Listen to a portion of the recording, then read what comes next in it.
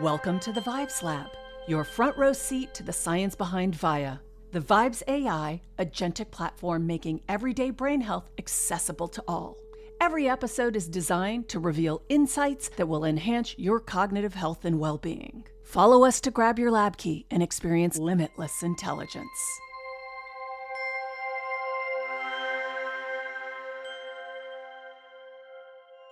So what if you could, literally carve your own brain, but just with sound? I mean, that sounds like science fiction, honestly. Right. But that's exactly what we're looking at today. Welcome to the deep dive, everyone. We've got our hands on an upcoming release from Vibes AI. It drops next month, actually, on May 22nd, 2026. Yeah, it's called Meditations, Positive Neural Connections. Exactly. And our mission for this deep dive is to really unpack how this project completely reimagines, our entire relationship with audio. Because it's definitely not just a playlist. No, not at all. It's not something you just throw on in the background while you're folding laundry or answering emails. It's engineered as this highly specific toolkit. Right, combining ancient tonal practices with some pretty hard biological data. Yeah, and the goal is to help you consciously rewire your neural pathways. And jumping right into the material, I really love the framing here. Well, it treats sound healing as a biological birthright, not, some elite luxury or a passing social media trend. It's framed as a deeply human technology that fundamentally belongs to you. And what's fascinating here is the reliance on evidence-based mechanics. Yep. That's what really elevates the source material from just a simple ambient music release. Yeah, totally. It bridges that gap. Exactly. It builds a bridge between the mystical and the empirical.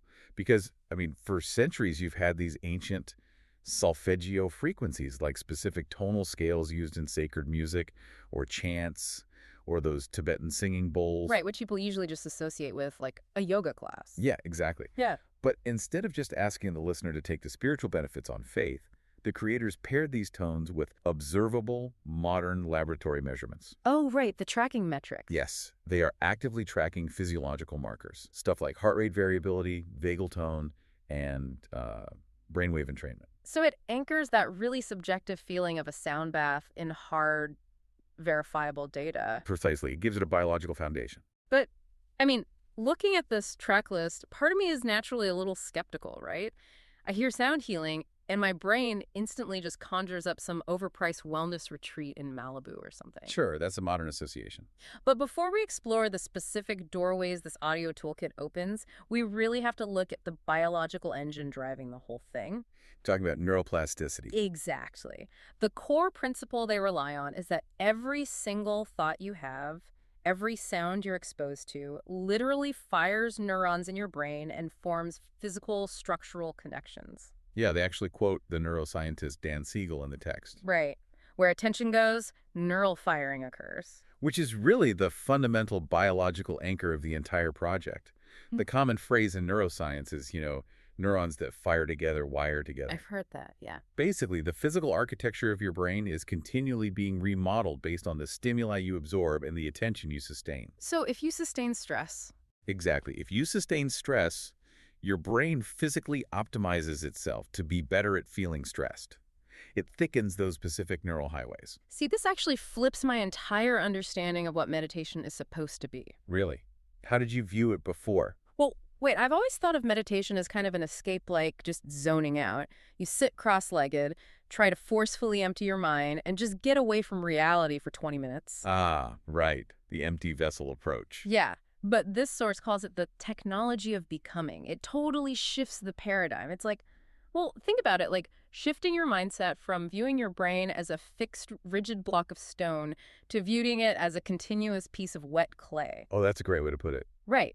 And your attention is the sculptor's tool. You aren't escaping reality. You are actively, physically molding the organ that perceives reality. I really like that analogy, because by recognizing that the human mind is a continuous process rather than a static object, a somewhat startling truth emerges. Which is? You're already carving your brain every single day. Oh, wow. Yeah. Every time you doom scroll through bad news, every time you fixate on an anxious thought loop, you are pressing that sculptor's tool into the wet clay. And the clay never dries. Exactly. The shaping never stops.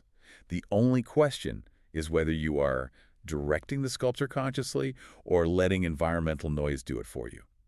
So this toolkit is explicitly designed to give you conscious control over that process, right? Using acoustic physics. Yes, specifically through a concept called brainwave entrainment.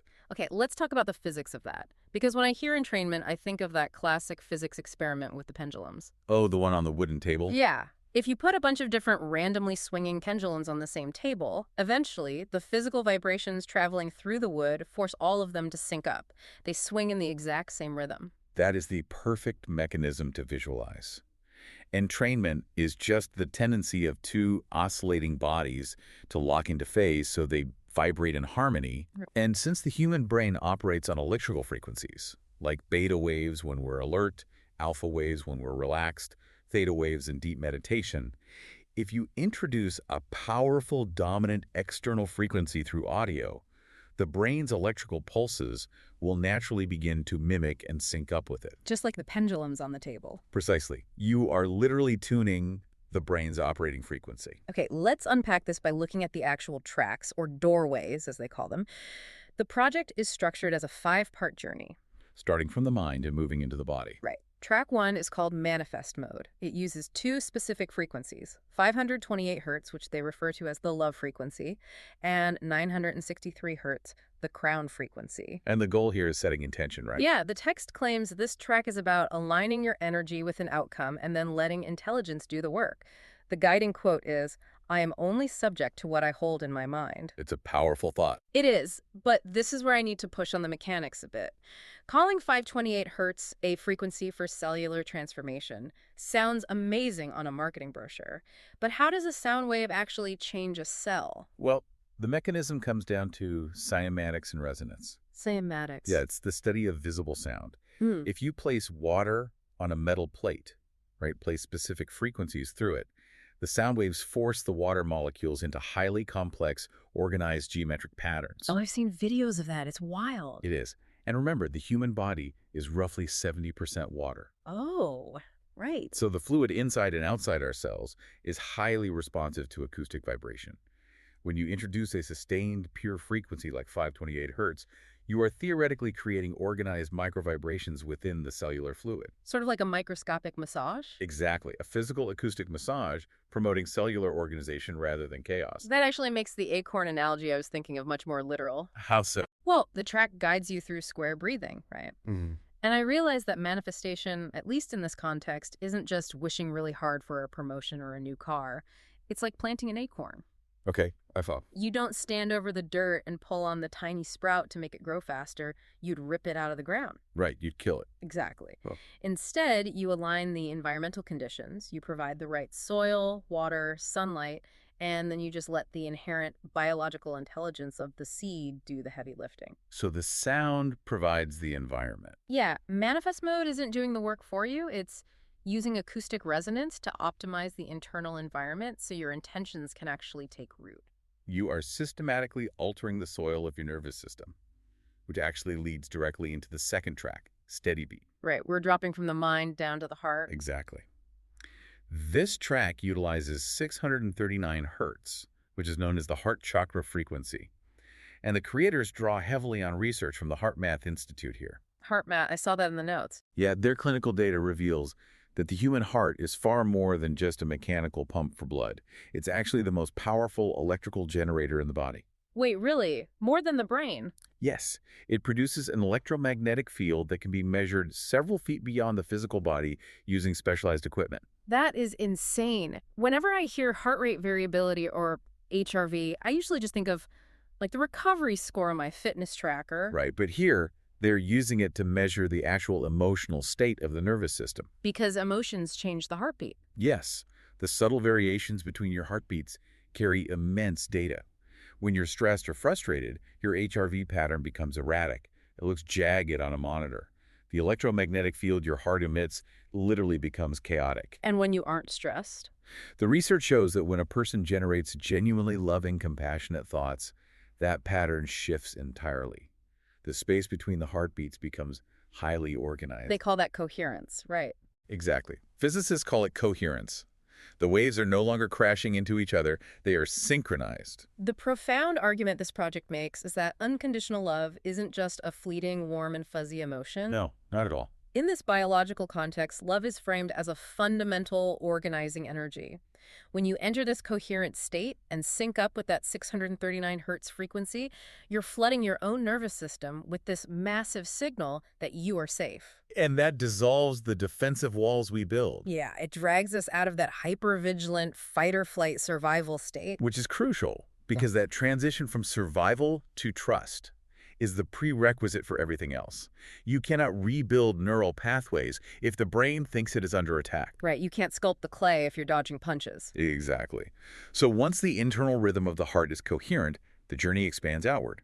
The toolkit connects your personal biofield to the grander planetary rhythms. Which brings us to the third track, Pi Cycle.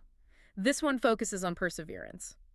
But what's cool is it doesn't use a pounding, aggressive rhythm like you'd expect for, a productivity track. No, it uses harmonics based on the golden ratio, pi and phi. Yeah, the exact mathematical proportions found in galaxy spirals, sunflower petals, DNA. It reframes perseverance entirely. It really does. It's not about gritting your teeth, white-knuckling through the pain, and pushing until you just collapse. It's about tuning into cyclical rising and resting. We have been so conditioned to think of perseverance as this straight, brutal, uphill line. But nothing in nature operates on a straight line. Right. Nature operates in spirals and cycles. It doesn't rush, but it never stops. So by embedding the golden ratio into the audio, Pi Cycle entrains the listener to the rhythm of natural persistence. It biologically reminds the exhausted mind that taking a moment to rest isn't a failure. No, rest is a required part of the spiral. Right. I love that idea that rest is part of the momentum, but there's a danger in constantly looking outward at cosmic spirals. You can kind of lose your footing. Which is why the next phase drags us back down to the dirt. Yes. Track 4 is called Rooted in Resonance, focusing heavily on grounding. It uses Tibetan singing bowls paired with a very specific frequency, 7.83 hertz. The Schumann resonance. Exactly. The material calls this the electromagnetic heartbeat of the Earth. But how does the Earth have a heartbeat? To understand the mechanics of the Schumann resonance, you have to look at the atmosphere. There is a cavity between the surface of the Earth and the inner edge of the ionosphere. Okay, like a giant shell. Right. Yeah. And at any given moment, there are roughly 2,000 thunderstorms happening around the globe. Wait, constantly? Constantly, producing about 50 lightning strikes every single second. Wow. This constant electrical discharge rings that atmospheric cavity like a massive bell. And the fundamental frequency of that ringing is exactly 7.83 hertz. It's the ambient electromagnetic hum that life on this planet evolved within. Here's where it gets really interesting.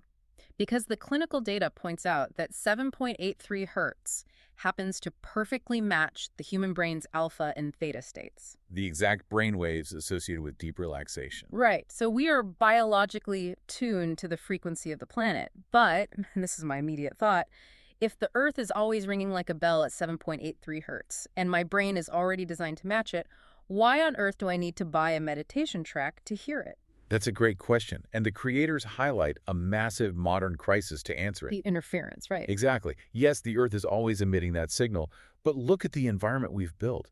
We live in an epidemic of biological isolation. We pour concrete over everything. We live in high rises, and more importantly, we are saturated by the artificial electromagnetic fields of Wi-Fi routers, cell towers, Bluetooth devices. It's just a constant layer of static. Yes.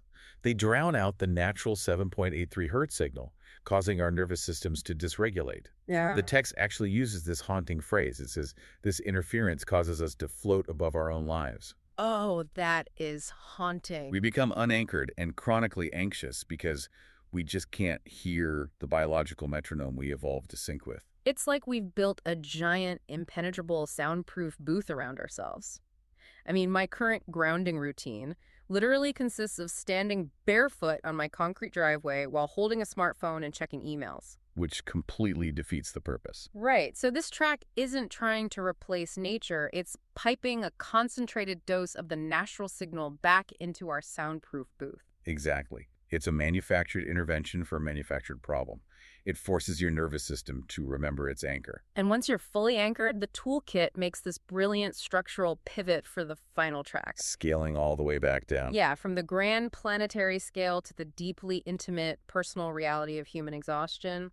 Track 5 is called Maternal Calm. This one is entirely focused on profound recovery. And the target audience they highlight is fascinating. It's specifically engineered for caregivers, nurses, healthcare workers, mothers, anyone caring for aging parents. The people who constantly give their energy to others and systematically forget to receive. Yeah. The guiding quote for this piece is, "You cannot pour from an empty vessel." So what does this all mean in the context of this toolkit? Well, this raises an important question regarding how we value the people holding our society together. Caregivers are usually the most biologically depleted among us. They're running on fumes. Right. They aren't just dealing with a lack of sleep. They're suffering from bone-deep nervous system exhaustion. It's the kind of systemic fatigue that whispers to you that taking an hour to rest is somehow selfish. Because someone else always needs you. Exactly. And this track is a radical rejection of that whole rise and grind culture. In our society, resting is so often stigmatized, right, as weakness or laziness. But the text explicitly calls this kind of recovery a sacred act. It's a biological requirement to return to your baseline. And the engineering behind maternal calm to force that baseline is incredibly dense. It's not just like soothing spa music.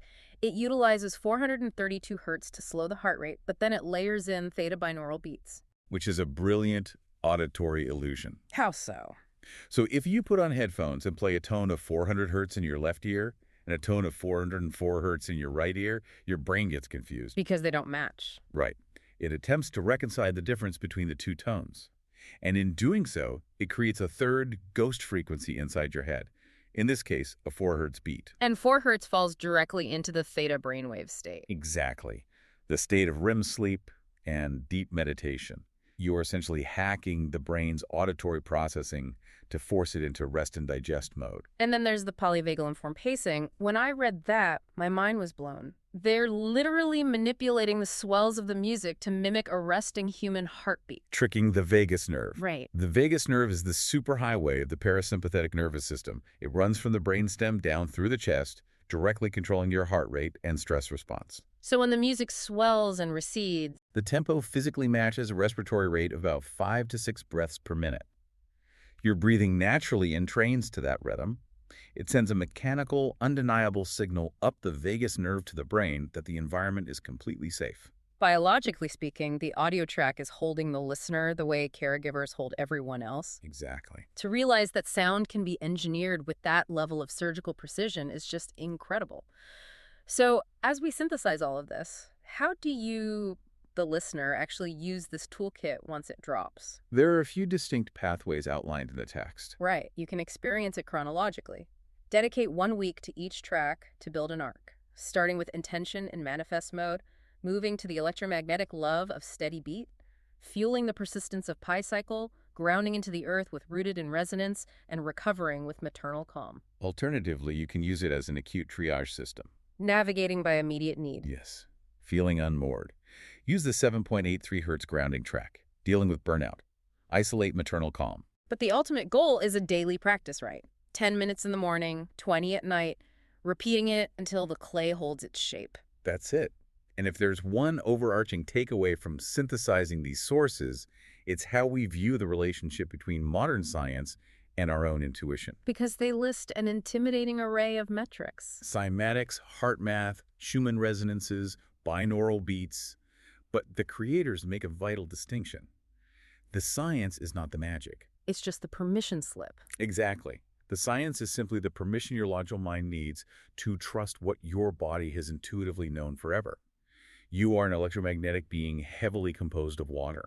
You are physically constructed by the frequencies around you. The lab data is just catching up to the ancient understanding. Precisely. Sound is a fundamental architect of human biology. Which brings us full circle to Dan Siegel's wet clay.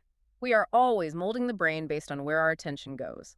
So I want to leave you with a final provocative thought to mull over today. Let's hear it. If our brains, our cells, and our biofields are constantly adapting to the frequencies we intentionally tune into, what ambient, unintentional frequencies are we allowing to unconsciously wire our brains right now? Oh, that's a great question. Think about your daily sonic environment, the unpredictable pinging of notifications demanding your attention, the stressful hum of traffic, the urgent tone of a 24-hour news broadcast playing in the background.